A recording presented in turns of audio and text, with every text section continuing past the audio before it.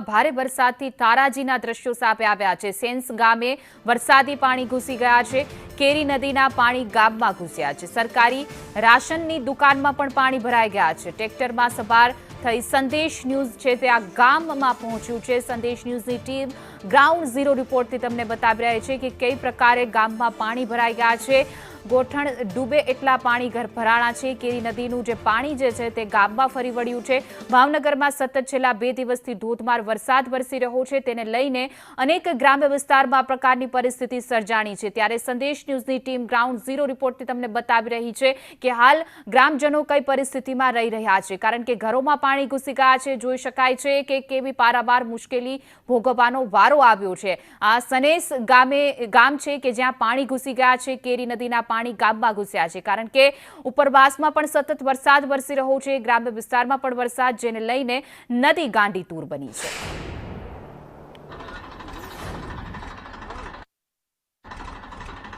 સતત 3 દિવસથી ભાવનગર અને અમરેલી પંથકમાં પડેલા વરસાદને કારણે એની અસર હવે ત્રીજા દિવસે ધોલેરા ભાવનગર હાઈવે પર આવેલા જે ગામડાઓ છે ત્યાં જોવા મળી રહી છે। જે દ્રશ્યો દેખાય છે એ ભાવનગર તાલુકાના સનેસ ગામના છે કે જે ગામમાં લગભગ સંપૂર્ણ ગામ જે છે એ પાણીની અંદર હોય એ પ્રકારના દ્રશ્યો દેખાય છે। ઢીંચણ સુધીનું પાણી આ ગામની અંદર દરેક વિસ્તારમાં ફરી વળ્યા છે। સંદેશ ન્યૂઝની ટીમ અત્યારે આ ગામમાં પહોંચી છે, ત્યારે એણે પણ સ્થાનિક ટ્રેક્ટર ચાલકનો સહારો લઈ અને ટ્રેક્ટર મારફતે આ ગામની અંદર જવું પડી રહ્યું છે, કારણ કે જે ભાવનગર ધોલેરા હાઈવે બનાવવામાં આવ્યો છે એ હાઈવેની હાઈટ ઊંચી હોવાના કારણે આ પાણી છે એ બીજી તરફ એટલે કે સમુદ્ર તરફ નથી જઈ શકતા, અને એટલા જ કારણે આ ગામની અંદર પાણી આજે 4 થી 5 ફૂટ જેટલા ભરાયા હોય એ પ્રકારની સ્થિતિ દેખાય છે। ગામના લોકો છે એ પણ આ પાણીની અંદર ચાલતા ચાલતા પસાર થઈ રહ્યા હોય એ પ્રકારના દ્રશ્યો આપણે જોઈ શકીએ છીએ। મોટાભાગના ઘરો છે એ ઘરોમાં પણ પાણી ઘૂસ્યા છે। ગામની રાશનની દુકાન હોય, ગામની સ્કૂલ હોય કે ગામના અન્ય જે જગ્યાઓ છે એ તમામ જગ્યાઓ પર આ પ્રકારે પાણી ભરાયેલા છે।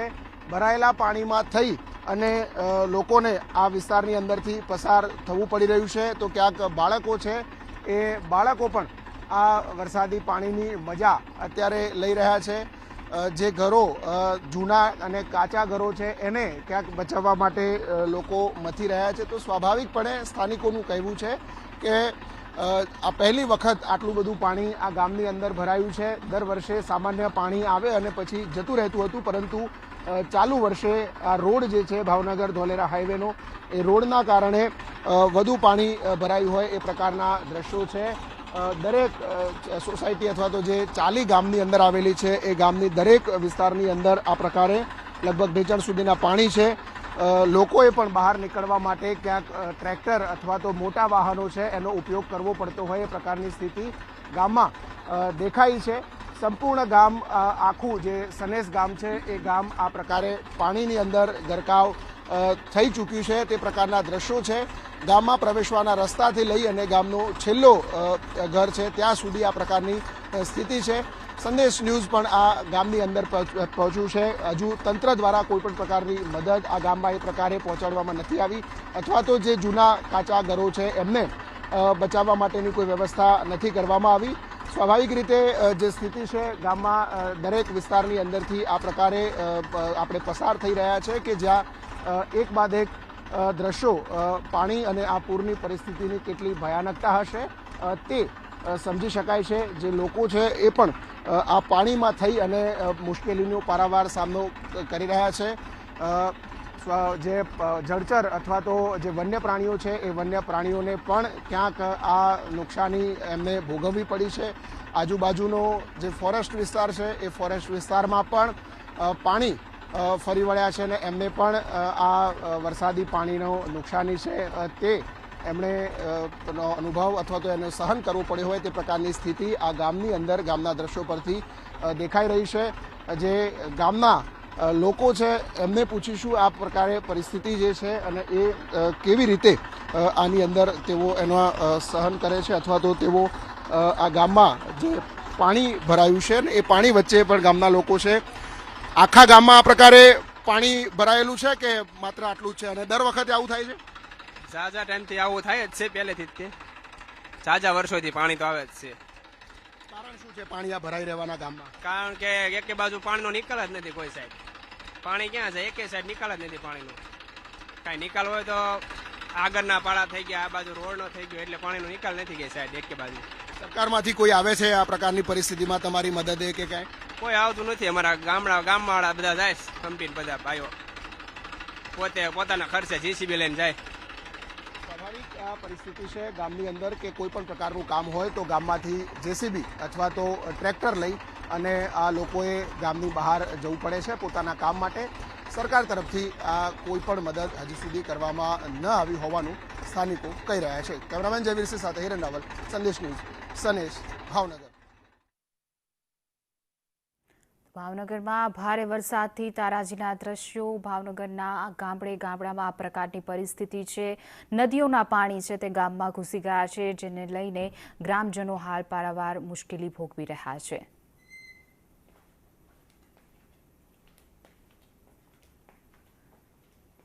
તો ભાવનગરમાં તારાજીના દ્રશ્યો જેમાં જોઈ શકાય છે કે લોકોના ઘરમાં પાણી ઘૂસી ગયા છે. ત્યારે ગ્રાઉન્ડ ઝીરો રિપોર્ટથી અમારા સંદેશ ન્યૂઝની ટીમ પહોંચી છે. જોઈ શકાય છે કે કેવી પરિસ્થિતિ છે. પહેલા જ વરસાદમાં આ પ્રકારની પરિસ્થિતિ, કારણ કે ચોમાસાએ ધમાકેદાર એન્ટ્રી લીધી છે અને છેલ્લા 3 દિવસથી ભાવનગર જિલ્લામાં મેઘરાજા મન મૂકીને વરસ્યા અને મેઘરાજાએ ભાવનગર જિલ્લાને ગમરોડ્યું. ત્યાર પ્રકારની આ પરિસ્થિતિ, કારણ કે અનેક નદી નાળા છલકાઈ ગયા છે અને નદીઓના પાણી છે, કેરી નદી પાણી જે છે તે આ ગામમાં ઘૂસી ગયું છે, જેને લઈને ગ્રામજનોને મુશ્કેલી ભોગવવાનો વારો આપ્યો છે. ઘૂંટણ સમા સુધી પાણી હજુ ભરાયેલા છે. ત્યારે અનેક પરિસ્થિતિનો સામનો કરી રહ્યા છે. અત્યારે ગામ સનેશમાં બહુ જ પાણી આવી રહ્યું છે, ઘરમાં ઘૂસી ગયું છે, બહુ હાલત ખરાબ છે અત્યારે આ સિચ્યુએશનમાં. તો નમ્ર વિનંતી સરકારને કે પાણીનો નિકાલ કુછ કરે. ઘરોમાં પાણી ભરાયા છે કે ઘર તૂટ્યા હોય કાચા એવું કંઈ?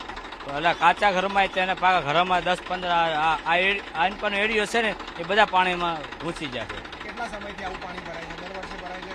દર વર્ષે ને આ વર્ષે વધારે છે, પણ દર વર્ષે આવે પણ ઓછું આવે. આ વર્ષે વધારે પાણી ઘરમાં ઘૂસી ગયું.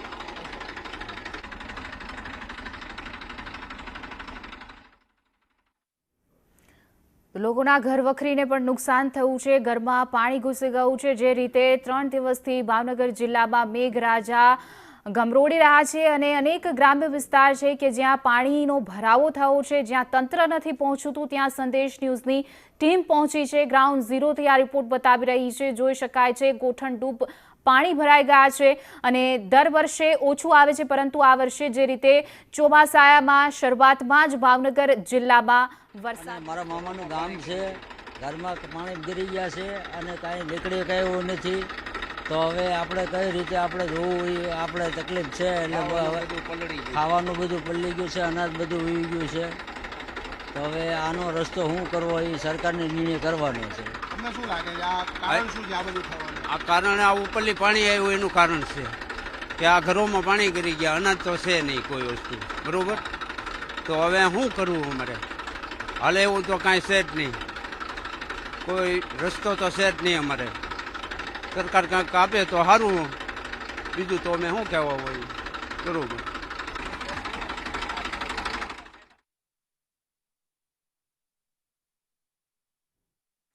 ગામ સનેશ ભાલ અત્યારે હાલમાં પાણી ફૂલ થઈ ગયું છે. એટલે શેના રોડના હિસાબે જે રોડના નાળા મૂકવાના હતા ના મૂક્યા નથી અને જે નાના પાઇપ ગોઠવી અને એને કામ ચલાવી લીધું છે. ગામમાં કેટલા ઘરોમાં પાણી ભરાયા છે? આ તમે આપ જોઈ શકો છો. આ જે નીચો વિસ્તાર છે એ બધે પાણી જ છે. એમના માટે કઈ વ્યવસ્થા વ્યવસ્થા સરકારમાં તો શું કે આ જે નાળા અમારે જે મૂકવાના છે ના મૂકે તો અમારો પાણીનો નિકાલ, અને એના બદલે મોટા મોટા ઓલપા પાડા જે નિર્મા છે એનો પણ એક પાડો જે ખાડી હતી અહીંયા પણ વેણ હતું એ પણ બુરી દીધું એ લોકોએ. પણ વરસાદની આગાહી તો છે જ. સનેસ ગામ છે કે જ્યાં સંદેશ ન્યૂઝની ટીમ પહોંચી.